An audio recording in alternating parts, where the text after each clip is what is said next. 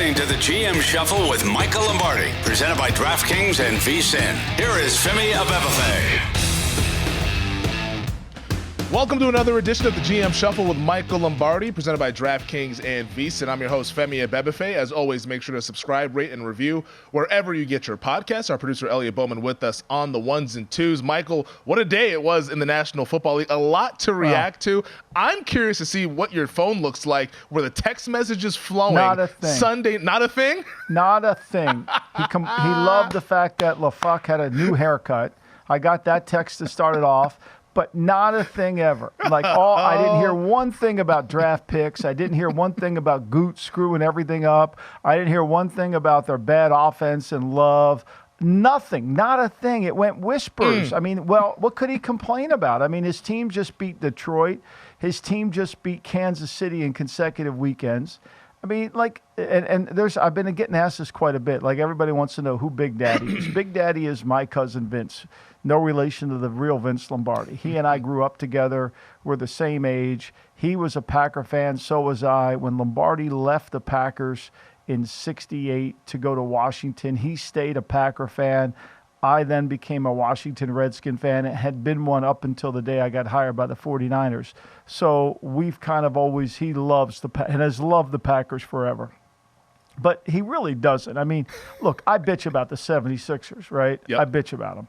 But, I mean, I bitch based on what objective bitching. He just bitches to bitch. I mean, he's no good. This receiver's no good. I mean, like Vince, they got a pretty good defensive front. Now, I mean, who? You know, he's been picking on the kid they drafted from Georgia. He picks on everybody. You know, it's like nobody's good enough. And then he thinks that for some reason, he thinks that the game should be 49-0. Like, he has this college mentality when it comes to the pro game. Like, every game is decided by 3 or 4 points. You know, and every time there's a bad play, LaFuck must, and in any game, LaFuck must have designed that. LaFuck must have, they stole that from LaFuck. You know, it's like, but last night, whispers, not a goddamn thing. Couldn't hear a word from him. Crickets. That is unbelievable. And everybody's asking me, like, what did Big Daddy say? He says, because if he can't complain, life isn't good. I mean, seriously, the man nobody loves to complain more than he does. And his favorite line is, "We'll see." Meaning that, you know, even if it looks good today, he'll complain about it tomorrow. The "we'll see" line is like the "remember when" line from The Sopranos. It's basically the lowest form of conversation. It's the second lowest form. We'll see. You know, it's like you don't want to acknowledge it, so we'll just say we'll see. It's like people say Brock Purdy sucks. He's a 7th rounder. And then I say, well, he should be the MVP. Well, we'll see. I mean, and you're not going to give in to it. And then when he throws an interception, you're going to complain to me that he's not the MVP. Meanwhile, Tua, we never have to see with Tua. He's just automatically the MVP. Even when he throws the ball, I mean, that catch that Tyreek Hill makes on the bad throw where he's got to pivot his body, look like Willie Mays at center field and tracks it down. Well, that's a whole other game. I mean, that game plan by Ron Rivera, oh, my God. We'll get into anyway, that. I don't want to get into that. But that the "we'll see" comment. We'll see. We'll see. Well, what is "we'll see"? Like, you know, like, okay, you're building this house. We'll see how the house turns out. Like, seriously, that's why I say to you know, you're in construction. You're building homes. Like, we'll see how it turns out? Do you think the buyer wants to say, you to tell them we'll see? Like, you think that invokes any confidence? I wouldn't imagine so, but Big Daddy, I don't know why he's upset. He should have known this was coming. He's got Mr. December on his sideline. Matt LaFleur, 16-0 in the month of December. They were talking about it on the broadcast last night. And we're going to get him on the pod. I mean, we promise. Absolutely have to. I promise you, he will make a cameo appearance on the pod. There's no question about that, you know. And he'll come in with his facts from Yahoo, which is what he reads. You know, you want to go political, he's got that too. There's nothing he can't get to. He's the Jeopardy champion. A man who knows everything, a little bit something about everything. But in all seriousness, no, the Packers, a really impressive performance. And it started from the get-go, red zone efficiency. Like, they were able to punch those 2 touchdowns in from the red zone. The Chiefs settled for field goals, and that kind of set the tempo for the game there as Green Bay. It was a really impressive performance there. Now they've won 3 straight games beating the defending world champions. Look, I mean, we know Mahomes struggles to make explosive plays. I mean, as long as pass play was 27 yards, right? You know, and I know they didn't call the pass interference. I mean, look, the officiating every game, it's horrendous. I think you could make the case. I don't know if you saw if you were watching the Cleveland Ram game, I had the sound off, but they called a false start on Cleveland on 3rd and 1 that I never saw. Did you see that? Did you remember this play? My gripe with that was that it should have been 1st and 10. I got that they got the spot wrong. It was and it was third, then they call it 3rd and inches, and then they put the false start. It gave them a 3rd and 6, and then But I never saw the false start. I didn't see it, yeah. I didn't see it, but anyway, it doesn't matter. But like the officiating, look, I think Kansas City's problems are if they don't bring their A game, which they didn't do last night defensively, they're going to be in battles all the time. The day of Kansas City just showing up and blowing people out, I think are over with based on this current team. Can they still win? Yeah. I think, look, the two teams we witnessed yesterday, Philadelphia and Kansas City, both Super Bowl teams, 1-1, 1 loss. They're not the same teams that they were last year. They're just not, and, some of that is due to injuries. Some of that's just due to other teams maybe improving themselves. But, for me, and when Andy Reid calls basically 20 runs, and he gains almost 150 yards, average at 6 yards a carry, that's he's going to have to recalibrate this team and their defense. I didn't think that was the worst they played all year on defense. Yeah, it was. It felt like the Packers, those first 2 drives were just boom, boom, boom, boom, boom, right down the field. And then when the Kansas City Chiefs defense needed to get a stop in that 4th quarter, they couldn't do it. The 4th and 1, which was kind of almost like a prayer that Jordan Love threw to Romeo Doubs there, that he's able to catch that. I was like when he threw that ball, I was like, my day yesterday. That was like my betting day. My betting day yesterday was horrendous. I was 0 for 3 against Russo. He's one game ahead of me. I wanted to kill how do you lose a game?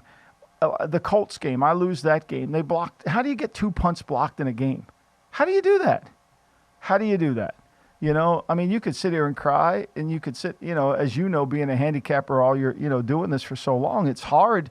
There's some games you miss handicap, but there's also some games that you just had no luck in. And, that was a luck play. Green Bay, that was a huge luck play. Yeah, that 4th and 1 was a massive play there, converting that with Romeo Doubs. But Jordan Love, he's been playing some good football as of late. Yeah. We talked about it after Thanksgiving, what he was able to do against the Lions. Now over the last 3 games, 857 yards, 8 touchdowns, no interceptions, and they've won all 3 of those games. Do you see, he seems like he's turning the corner. We wanted to see it against tougher competition defensively, and he proved it once again last night. I think he's really improved his accuracy, right? He's limited. Now, he still has some bad throws. Let's not kid ourselves. But he has improved his on-target percentage, which was in the low 60s early in the season. Now it's up to 68, which is huge. Now, it needs to get to 70, 73, 74. Some quarterbacks are in the 80s. That's when you're doing really good. His bad throws are still at 16.2%, but they've seemed to have cut back on him. And I think that, Big Daddy won't agree with this, but LaFleur's done a good job of getting the ball to these skill guys, Reed, and they've got really good young talent. Reed, Watson, now he went out with a hamstring. Yeah. But Dobbs, they're good at receiver. They're explosive. They're being well coached. I think when you look, one of the things we never talk about is coaching of receivers, right? The development of receivers. It's one of the great strengths of Pittsburgh. They just don't find 3rd-round receivers. They all coach the hell out of them, right?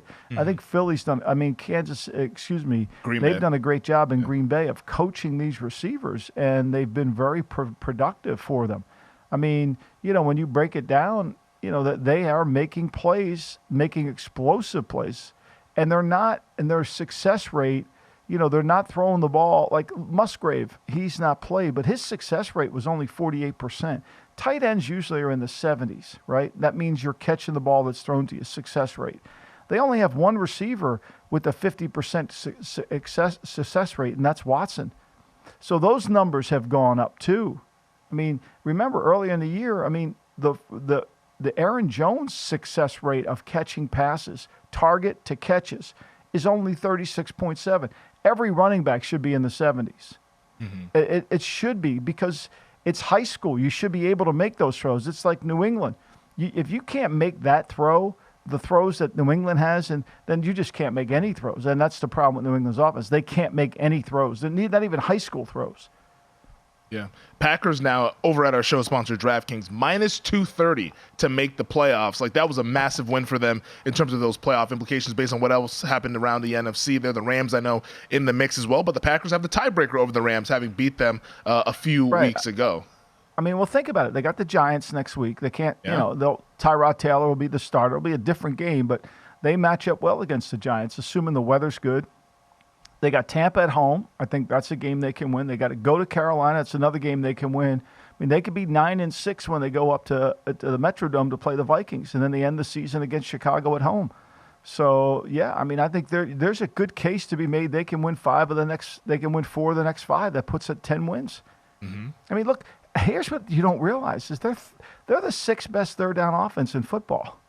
That's crazy. The 6th best third down offense in football. When you're good on third down. And that comes from the quarterback. I mean, he's increased his percentage of completion. He's up over 60. He's at 61.3, which is low for a league, but it's improved. Based on what you've seen over the last month, and I'm sure we'll have this conversation more as we get into the postseason and all that stuff as we get closer to that. But, I mean, how many quarterbacks in the NFC do you want before Jordan Love? Like, I don't want to get too crazy with this thing, but obviously, like, you have, like, Hurts and Dak and Purdy and all these, like, but – after those 3, I mean, I guess you could put Goff into that category as well, and maybe.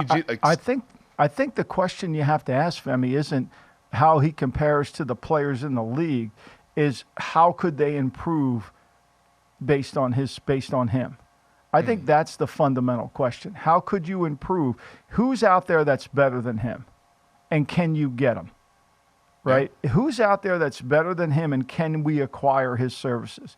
That's how you have to look at every player on your roster, especially at the quarterback position, and he's played so well, it's hard to, it's really hard to say, well, we got to trade up to go get,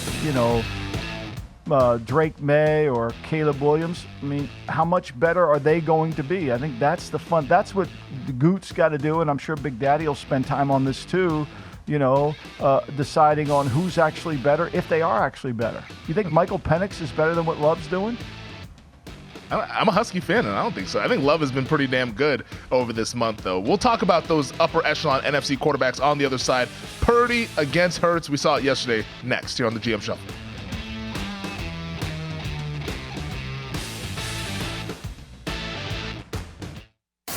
You're listening to the GM Shuffle with Michael Lombardi, presented by DraftKings and VSiN. Here is Femi Abebefe.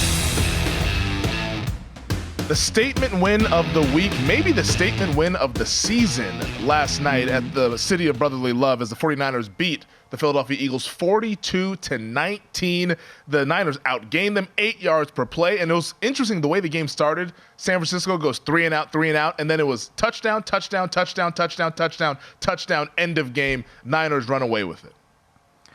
I mean, it was, the early part of the game when Philly seemed fresh.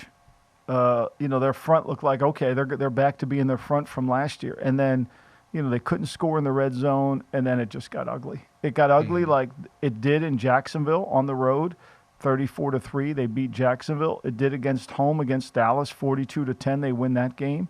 I mean, look, I know they lost 3 games this year, but the Browns game, if Moody makes the kick, they win that game. Yep. Okay, so they win that, and that happens during the season. Minnesota and the Bengals, it really came down to them turning the ball over. I mean, they gained 460 yards against a bad Bengal defense. For them to only score 17 points against that bad Bengal defense was bad. So, for me, they were everything we thought they would be and then some. And Philly was everything we thought they might be in terms of exhausted, the battle scars of the last 3 weeks. And San Francisco took tremendous advantage of it. But I think the bigger story as we spin this forward is the issues in Philadelphia. I said last week on the pod that they are the Super Bowl hangover team for 50 minutes, and 10 minutes they're a Super Bowl champion. But there are issues in Philadelphia. There's no question. Defensively, they're not nearly as good as they were last year. Mm-hmm. They cannot get off the field. They're the worst third down team in football. They're the 28th worst third down red zone team. They cannot stop the forward pass. I mean, they just cannot stop it. They've given up. They rank 30th in passing attempts against them. They rank 32nd. They rank 30th in yards against them, 31st in touchdown passes against them. Wow. They don't intercept the ball. They're 24th in that category. I mean, they are bad in every area in the passing game. When they play against good passing teams with good receivers, it's going to be a problem. And then when you factor in their offense, which isn't the same as they were last year in terms of running the ball, they averaged 32 rushes last year. This year they're down to 30. They averaged 4.1 yards a carry this year. Last year they averaged 4.6. But where I think you see the difference in this team is their inability to dominate the second quarter. This year they fall behind by 50 points in second quarter differentiation. Mm-hmm. Last year they were 100 and plus 118. They scored 206 points in the second quarter last year alone. This year they can't. They can't get control of the game early like they did last year, which affects everything else. Yeah, no, it feels like the team has been playing on their heels for quite a bit. I mean, I think it's been 5 consecutive games, Michael, where they've been trailing at halftime. Yeah. Like that's not the Eagles that we grew to know and love from a season ago. Like, they're not able to impose their will because they're playing catch-up. They're saying, hey, we got to put on our Superman capes and go ahead and get back into this football game. And you give them credit over the last month. They had been able to do that against some elite competition, but it kind of just blew up in their faces in this game because, as you talked about it, we talked about it on the Lombardi line yesterday. Like, you can't play from behind against this Niners team. They're too physical, they're too good, and they come downhill at you. And that's what the Eagles, that was a predicament they found themselves in yesterday. Well, they make too many plays. I mean, they got 5 skill players that are blue chip. I mean, you got to cover. Every one of them could go to another team and be the number one guy. And so when they put 5 into the route, it's like they putting 5 legitimate players into a route. And McCaffrey, like I've said before, is the luxury item in this offense. He's the one that, he's got the sizzle to him. Whereas if he were on another team, it would not look as good because he would have to be the driving force of that team. In this team, he's the perfect complement to everybody else's game. And I said this on the show on Saturday. I mean, Brock Purdy, at some point, will the guy get some credit? I mean, what more does Brock Purdy have to do for people to say, this guy's he's no longer a 7th-round pick? Yeah, well, it's funny. I was listening to the broadcast of the game there, and it was at the midway point, might have been the second or third quarter, one of the two, and the Niners had started to get rolling, and they were actually talking about Christian McCaffrey for MVP, which is that's like that in its sense is like it goes to show you what you're talking about here is where everyone's looking to credit Shanahan, McCaffrey, Debo. Everybody else but him. Everybody else but Purdy. How do you say McCaffrey should be the MVP when 60 miles down the road or 90 miles, Tyreek Hill's tilting the field? God, Tyreek is ridiculous. If you're going to give it to a non-quarterback, there's only one guy to give it to. I think McCaffrey's great. You can make the case for Debo, too, because Debo on the field, he tilts the field.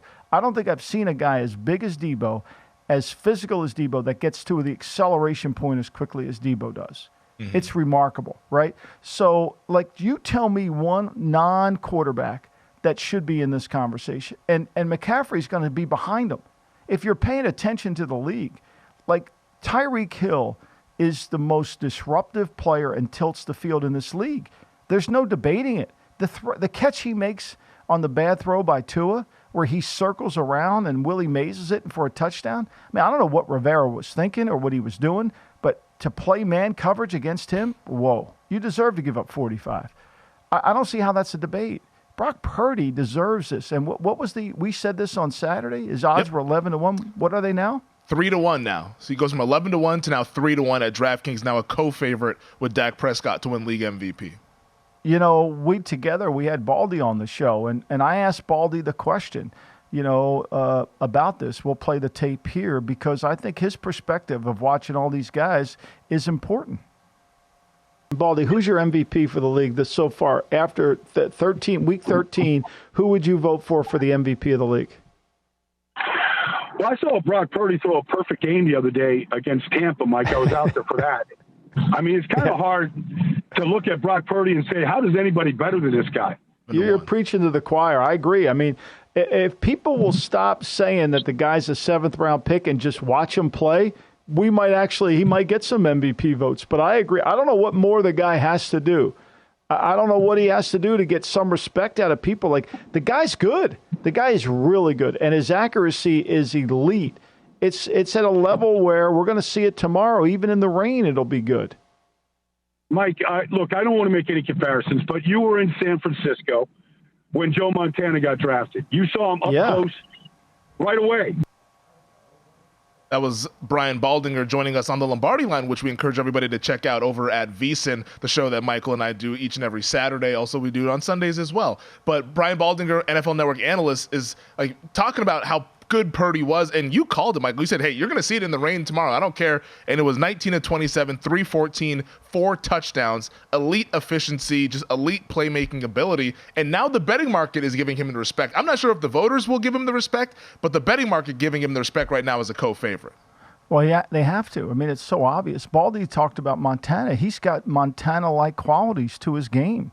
You know, Montana was a third rounder. I talk about this in the book where the Bears were going to draft him and they didn't, and he goes to San Francisco. And during Joe's early career, it was always, well, he's a system player. He's a system player. No. The system is perfect for his skill set, right? It's perfect for his skill set. It isn't the system makes him the player.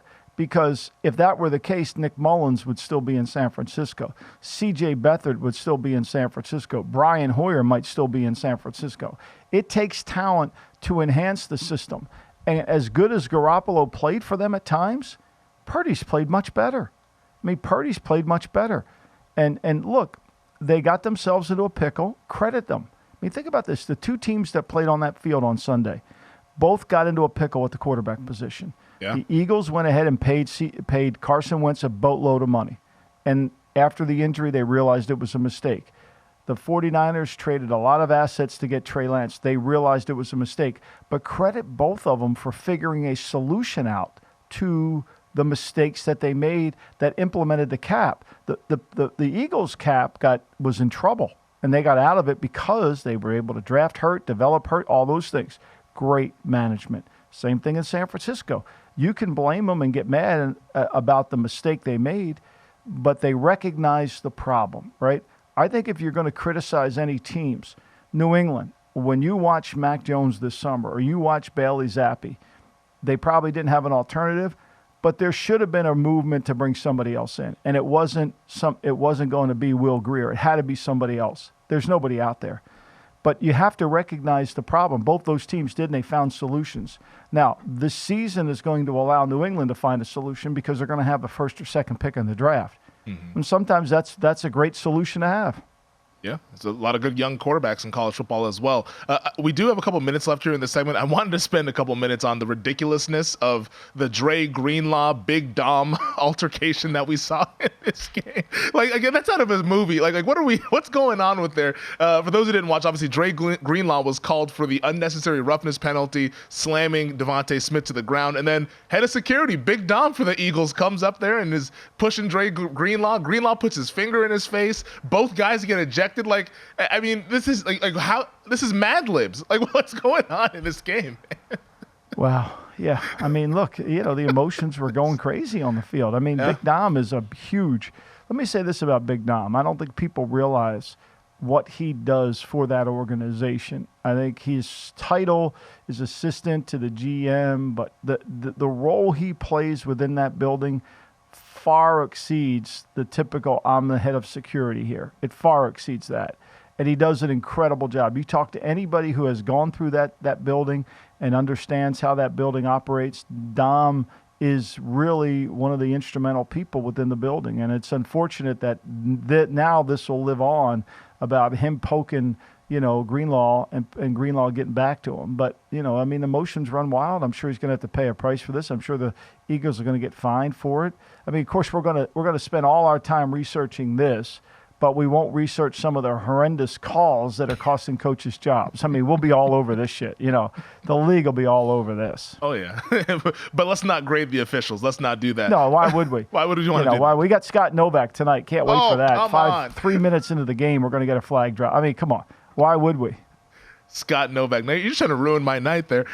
This last thing on the 49ers, though, you mentioned how they were able to dominate the elite competition, Jacksonville, Dallas, and now Philadelphia. The combined score of their wins against the Cowboys and the Eagles, 84-29. Just absolute ass whoopings. look, when you give this coach and when he can run the football and he can play action pass and he's not behind in a game and he gets the lead, he was 6-0 behind. If he's 14-0 in that game, it's a little different. Now, he wasn't going to panic, but it's a little different game. But they've constructed a roster that fits exactly what he wants to do. And it's really, it's perfect. And they just need to stay healthy. Yeah, best team in the NFC, and for my money, best team in the NFL. And we'll see what happens. Obviously, health will play a factor as we head into the stretch run and into the playoffs. But as of right now, there's not a team that I think that can beat the 49ers in a win in an advanced sort of situation. We'll get to the rest of the games on the other side. This is the GM Shuffle.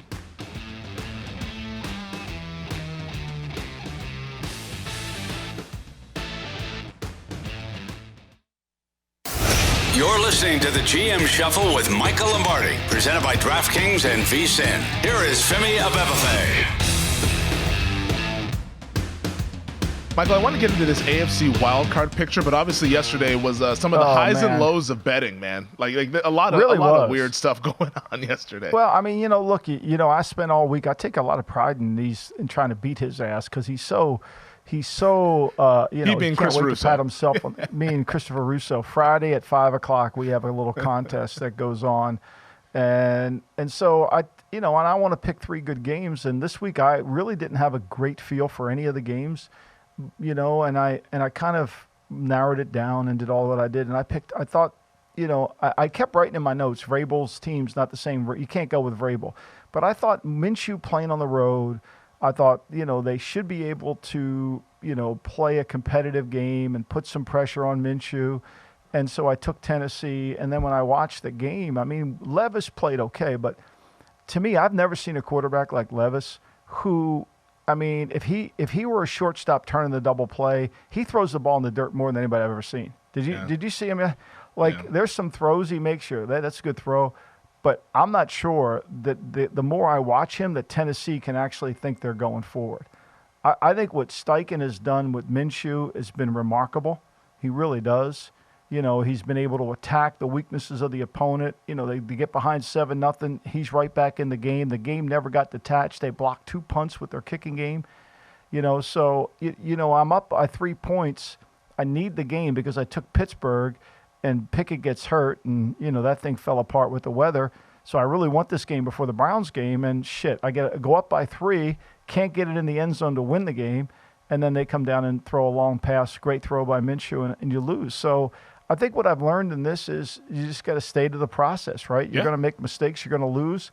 You got to bounce back. Last week I was 3-0. This week I'm 0-3. I'm the same person, but the games were really different, and the ball didn't bounce anywhere. You get no breaks at all. And I'm not crying at all because last week you get breaks, so it all evens out. Yeah, it all comes out even in the wash. That's how we always kind of talk about it. All you can do is maintain your process. And Colts-Titans, that game could have gone 100 different directions there. I mean, we had the punter got hurt or whatever, the holder. So Ryan Tannehill's making his holding debut in this thing, and it kind of botches one. The punter got killed twice. Yeah. I mean, and then we missed the extra point. He misses the extra point because of that, and he makes the field goal in overtime, which was incredible by Folk. Bill Simmons texted me in the morning and said, I can't believe you're going with Joe Flacco in the Rams game. And I'm like, well, this isn't really a play for Flacco. I was playing Schwartz against McVay. Schwartz really playing the 49ers scheme well, not being able to run the ball outside. My theory and handicap in the game was the Browns will play good defense. Flacco won't turn the ball over. They'll be able to run the ball, build up some runs. And the way I handicapped the game was completely wrong. The Rams were able to move the football effectively against the Browns defense. And Flacco played, I mean, look, you can say you won because you bet against Flacco. That ain't the reason you won. Nope. The reason you won is because they couldn't pressure Stafford at all. They blitzed him. They did everything in their power to get pressure on him, and they couldn't get there. Myles Garrett wasn't the same player. I lost this handicap on my breakdown of Cleveland defense on the road because I didn't think it was going to really be a road game out there in Los Angeles. I thought it was going to be a home game for them, because who thinks that stadium's a home game ever for the Rams? So that was a really bad handicap. But I thought, to me, I don't know how you felt. I thought Flacco gives the Browns hope. I actually was encouraged by – that's as good as I've seen Flacco play in a long time. I don't know if it was just because he was fresh and hadn't been hit all season. I was texting with my brother watching the game. I said, this is an upgrade. Like the Browns upgraded. Like, Yeah. how many teams upgraded quarterback in December? Like that was an upgrade for the Browns, and I don't know what's going to happen with Dorian Thompson-Robinson once he gets through the concussion protocol. But I'm like, I think you stick with Flacco based on what we saw yesterday. If they could play any kind of defense, I mean, the score's a little misleading. It's 23 to 19 or 24 to 19, and they get the ball back. And I think they got a 3rd and 1, and they get this false start. We talked about it earlier. I didn't see it. And then they go back 3rd and 5, and they throw it out over to Moore, and he doesn't hit it. And then on 4th down, they get pressure on him, and the next thing you know, now all of a sudden the Rams score, and the game just falls apart in the 4th quarter. But I mean, to me, the handicap was right. The result was wrong. And I think if you won that game because you bet against Flacco, you really didn't, because what you won with is the Browns' shitty defense. I mean, they played poorly. They did not cover well at all. They kept giving up this jet sweep for like 40 yards. One time it got called back for holding, but they never set the edge very well with their defense. I mean, if the Browns are going to play like that defensively, then they're not going to make the playoffs. The other thing that bothered me, Femi, was they went into this game, and I think they got lured into sleep here. They went into the game with throwing the football. I mean, they were throwing the ball a bunch. They only had 23 runs for the entire game. And I thought they would pound the rock a little bit. They had 23 runs, and the game's 14-10 at the half. I think it was 14-10 at the half. Yeah, no, it's 13-10 at the half, right? They're down 3. They give up points at the end of the half. Horrible, right? Defense doesn't come. They run the ball only 11 times in the second half. 11 times. And that's what to me is like, for some reason they couldn't run the ball. For some reason, and then the first half they went 5 possessions where they just basically punted on every one. They couldn't get anything going. It was a disappointing effort from Cleveland's defense. And Myles Garrett didn't even register on the stat sheet. No tackles, no pressures, no QB hits, nothing. It was almost as if he didn't play in the game. He was a non-entity. He was out there, but he really wasn't. Nobody put any pressure on the passer at all. And their coverage guys, they didn't cover at all. They didn't cover very well. I mean, it was a disappointing game for the Browns in every facet. And they obviously are going to have to rely on their defense if they're going to get anywhere they want to go. How about the game in Houston? This was in the early window. I was incredibly fascinated by this game throughout, and it was almost like the script went ahead and flipped, because Denver in the 5-game win streak had been winning the turnover battle. They protected the football. Other teams turned it over, and in this game, Russell Wilson, 3 interceptions. Texans, they didn't have a turnover, although there was one big play that I thought actually is what swung the game, the C.J. Stroud fumble that the Broncos did not recover, because that ended up leading to a Russell Wilson interception like the next drive there. But Houston gets the win 22-17 with the defensive stand with 9 seconds to go, picking off Wilson in the end zone. I mean, look, Denver has nobody to blame but themselves. They're 0 for 11 on 3rd down. Now, they were 3 for 3 on 4th down. They went for it 3 times, which typically they've never done. But Denver can't play from behind. I mean, let's just be clear. They're not a play from behind team. And when they got down 13-0, they fought themselves back in. But I think what we saw on the field is exactly what they don't want to have happen. They don't want Russell to have to carry the load. And he did, and he had to. And I think when that happens, then they feel like, we're in trouble. I mean, they had 30 carries for 118 yards. Wilson had to carry it 10 times. Yeah. And so, I agree with you. I think that fumble by Stroud was kind of got that saved, because they're plus 16 in turnover takeaways on this 5-game win streak, plus 15 in the last 5 games. So they've been so good getting the ball, they didn't get it there. Look, they got the Chargers this week. They'll be a tough out for the Chargers. The Chargers will have a hard time beating them based on what I saw from the Chargers yesterday and where they're headed. Yeah, Chargers offensively, it's pretty bad. They win the game 6-0 against the New England Patriots. I mean, that was as forgettable a game that you could watch, I think, in the NFL. And like the Patriots, I watched every bit of it. I watched every bit of it. I mean, it was horrible. I mean, the Patriots are not a 20-20 team. They're a 20-40 team. They can move the ball from 120 to the other to 40. But as soon as they get in that fringe red zone area, bad shit happens. I mean, it just is remarkable. The quarterback takes a sack. They give up pressure. They can't convert a 3rd down. I mean, look, this offense is broken. It's just not the quarterback. It's the coordination of everything. It's the lack of fundamentals and technique within the line, at the receiving core. It's bad. I mean, when you go an NFL game and don't score, look at this Patriot team. What have they given up? 46 points in the last 4 games? Well, listen to this stat here. This was Mike Reese, who covers the Patriots for the New England, covers them for the ESPN. He said that the Patriots, according to ESPN Stats and Info, are the first team since 1938 Chicago Cardinals to allow 10 points or fewer in 3 straight games and lose all 3. Yeah, I mean, look, and they gave up 20 to the Commanders and lost that game. Yeah. I mean, since they beat Buffalo, they've given up 31, 20, 10, 10, and 6. So they've given up basically 36 points in the last 3 games and have lost. But they've only scored 13. And again, they turned it over. Stevenson fumbles.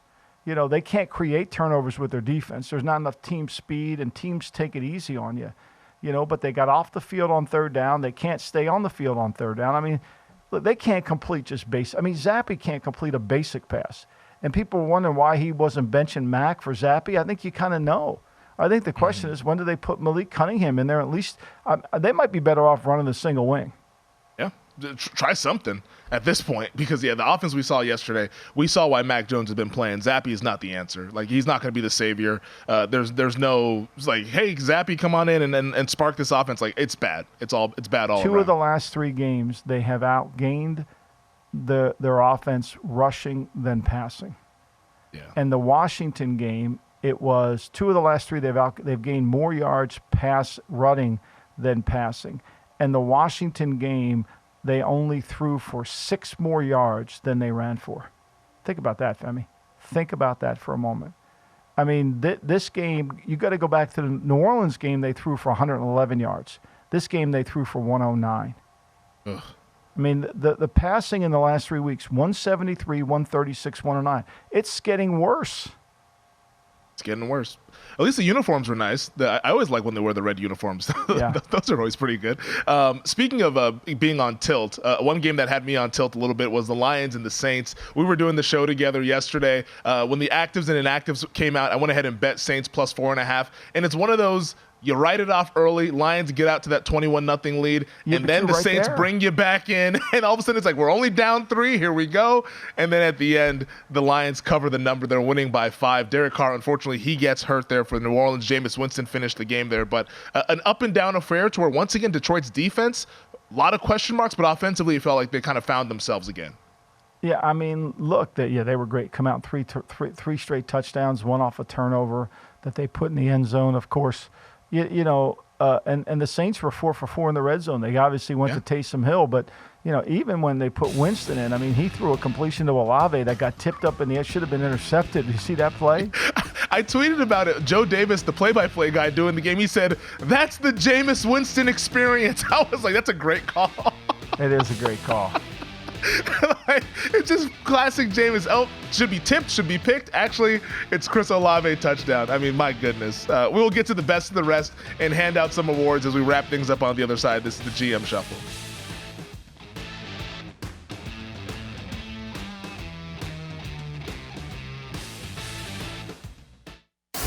You're listening to the GM Shuffle with Michael Lombardi, presented by DraftKings and VSiN. Here is Femi Abebefe. All right, let's hand out some hardware here on the GM Shuffle Week 13 awards, and we will start, as we always do, with the Fred Palermo Best Game Plan of the Week, My Michael. man, Fred. I wish I could get Fred on the pod. Fred's 90, going to be 97. God bless him. He's still ticking.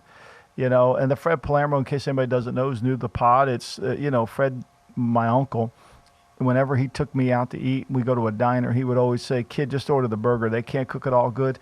Simplicity matters in game planning. I think that's one of the things that makes the 49ers so good is everybody thinks their offense is complex. It's really not. It's simple. It's varying of formation, and it's simple for the quarterback because when he hits his 5th step or his 3rd step, the game all looks the same to him. So having good game plans and building things together is really important. And I think when you look at yesterday, you got to give the Cardinals credit for what they did. in Pittsburgh, being able to handle that game with the weather, an indoor team from perfect weather comes and plays in this, I don't even know what you want to call it yesterday, what occurred in Pittsburgh. I think they deserve a ton of credit for what they did, especially as bad as they gotten beaten the week before by the Cardinals. This is one of the games I took in Russo, and once Pickett got hurt and MVP Mitch came in, I knew I was in trouble, but I was in trouble anyway because I thought Pittsburgh would dominate, would get the lead early. They kind of settled for a field goal. Pickett couldn't make a play in the red zone. And then they're driving the ball down. I think Bill Cowher said it best. Like, what are we doing in shotgun on 4th and inches from the 1? Yeah. Like, what are we doing? 4th and inches in the goal line and we're in shotgun. Like, seriously, like we're just push it forward. Anyway, so I think they did. I also think Steichen has done a great job of game planning this Colt team around a quarterback who's a backup, but there are moments where you think he could be a middle reliever, meaning he could start 6 or 7 games. I think you're seeing that with Minshew. They've done a really good job. I think defensively they're a disaster. For the Titans, this is the second game in a row where Minshew his opponents scored more than 20, and Minshew won the game. Prior to the last 2 weeks, he was 1-15 in that category. 1-15, and now he's 3-15. Colts are putting it together with duct tape, and you got to credit Shane Steichen with what he's doing. He's starting to get a little bit of buzz about Coach of the Year. Like, if they continue on this run, maybe he'll be deserving at the end of the season. All right, who's the fraud of the week? I mean, how many more times can we make the Jets the fraud of the week? I mean, like, he went to Tim Boyle. Like, Tim Boyle did he watch Tim Boyle play beforehand? I mean, did he watch him before? Did he see any other games of Tim Boyle? But, I think the deeper issue here, Femi, we talk about how bad the Patriots are offensively, and they are. And, they have issues. But this Jet team is on par with them as anything. I mean, they're so bad. They're 32nd on 3rd down. They're 32nd in the red zone, and they can't score either. I mean, now they haven't gotten shut out, but they can't score any points. I mean, the most points they've scored all year is 22 points in the opener. So, they scored 31 against Denver. So it's going to be interesting. And Elliott was saying in the break that there's speculation that he may go back to Zach Wilson. He goes back to Zach Wilson, the team will quit on him. I mean, not that they're not going to quit now, but they might just absolutely not show up. Yeah, and that report is from Zach Rosenblatt, who covers the Jets for The Athletic. He said, I get the sense the Jets are considering playing Zach Wilson again this season. The plan was to sit him the rest of the way, but the QB play has gotten worse. Without him, wouldn't be surprising if Wilson started or was number 2 this week. So we might be right back to square one here with Gang Green, which is unfortunate for that team. But hey, such is life in the NFL. Who's going on the lam? I'm really disappointed in the Browns defense. Look, before the game, I went through the Browns numbers on the road, and I knew they were not good. But in Denver, they only gave up 269 total yards, right? Baltimore, they won that game, but they gave up 373. Now, Baltimore's a really good offensive team. Seattle, they gave up 385. Okay, but they lost by 4. The Colts with Minshew, they gave up 316. A lot of, the Colts and Minshew, they gave up 456. Mm-hmm. Right? So they give up a lot of yards, right? And in Baltimore, they only gave up 306 yards. So they actually played that game really well. And then Pittsburgh, on the road, they gave up 255. So I'm thinking, okay, they're not as, there's against a good quarterback on the road, there's problems, but they can pressure the guy and make plays. Completely wrong. I mean, they are a good defense at home, don't get me wrong. They're just not a good defense on the road. And you look at the numbers and you see it. I mean, they just haven't been able to produce like they have on the road. And that's where most of their losses have come. They've won the Colt game on the road. They've won the Baltimore game on the road. But everything else, they haven't been able to do it. And they got to play Cincinnati and Houston on the road. Yeah, it's going to be tough sledding for the Browns, who coming up this week, they host the Jacksonville Jaguars there in that game. Short week for Jacksonville, but hey, we'll see what happens. If you don't know, now you know. Well, I mean, I think it's pretty obvious, right? San Francisco has beaten good teams. They're hard to play. They're hard to beat. They dominate. They've got to stay healthy. I think the one thing we said last week, or I said last week, that I couldn't say who's a Super Bowl team, who looks like it. I think after last week, you can say San Francisco has all the makings of a Super Bowl winning team. Now, it's got to stay healthy, and they've got to play consistently. But I think you could see by the way they've dominated these opponents in these games that they're going to be a tough out for any team that plays them. You're going to have to bring your A-plus game to play them if they're healthy. if they are healthy. If Trent Williams stays healthy, if Debo stays healthy, and Purdy stays healthy, then that's obviously going to be the key. They've got to be able to do that as they move forward.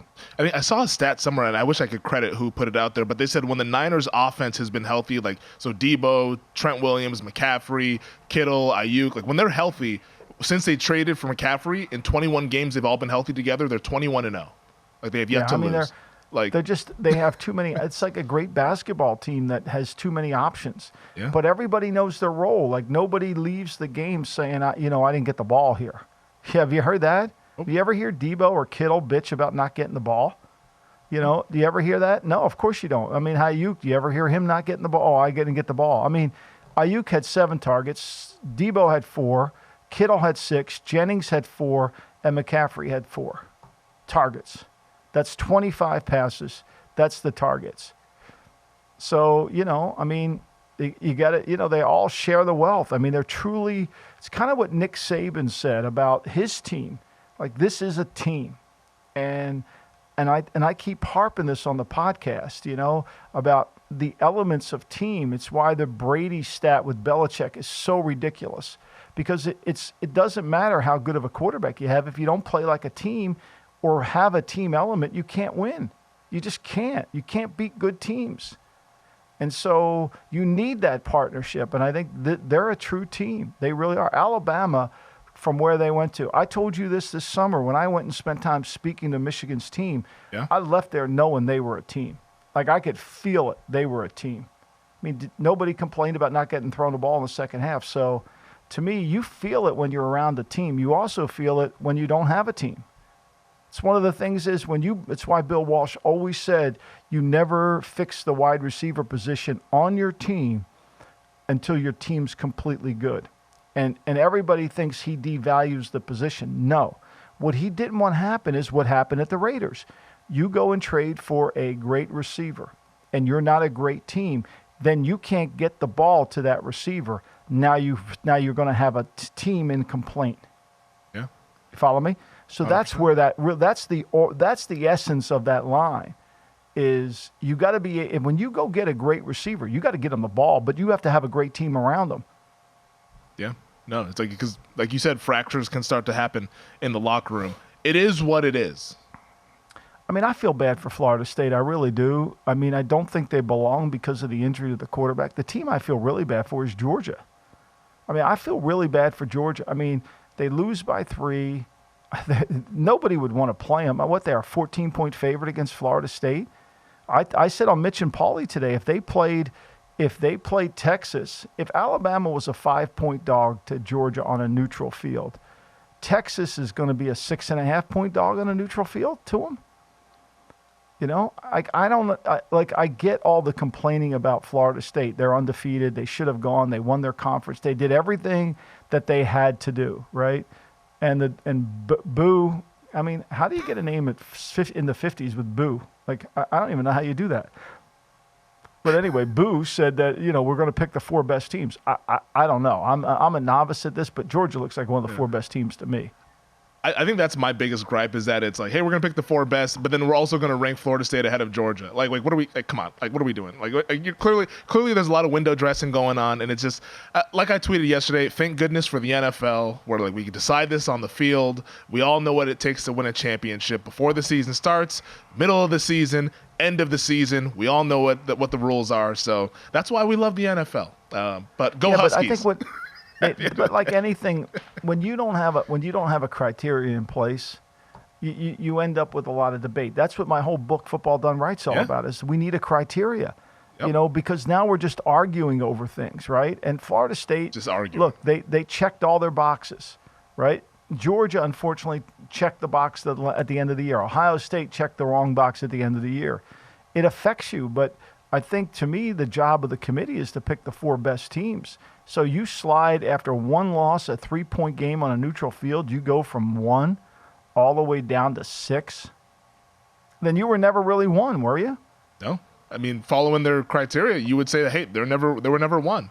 But you had Alabama at 8, right? Because look, let's face it, if Milroe doesn't make the throw at the corner of the end zone against Auburn, we're not having this discussion. Nope. Georgia is in, and Florida State still isn't in. Yep. It was never really about Florida State and Georgia. It was Florida State and Alabama. It was about Florida State and Georgia. They're covering that shit up like the Kennedy thing. They're gonna send out they got their own version of the Warren Commission in there. They're gonna spread something. It was never about Alabama, Florida State. Who do we like better? No, it was about, can we put Georgia in over Florida State? That was the conversation, because that's what I'm thinking in my head. You're gonna keep the Southeast Conference champion, who won. Everybody's running around clinging to this win that Texas had in that. Nobody mentions the Oklahoma game. Meanwhile, Arizona is a 3-point favorite against Oklahoma in the Alamo Bowl. Well, Dylan Gabriel's now entered the transfer portal, which is a whole other discussion. Every quarter, has he really? Yeah, Kyle McCord entered the transfer portal. Did you see that this morning? The Ohio State quarterback. He's in the portal. No. Everyone's in the portal, Michael. You get $1 million in that portal. Oh my God. Welcome to college football in 2023. I'm sure we all enjoy it. Real quick, Monday Night Football, Jake Browning and the Bengals against the Jaguars. What do you think happens? I don't see how the Bengals are going to score enough points to keep up with them. This Bengal defense is bad. Yeah. It can't stop anybody. It's tough. Lawrence better play well tonight, or else if he don't play good against this team, when's he going to play good? It's a good question. That does it for us on the pod. We'll see you guys on Thursday.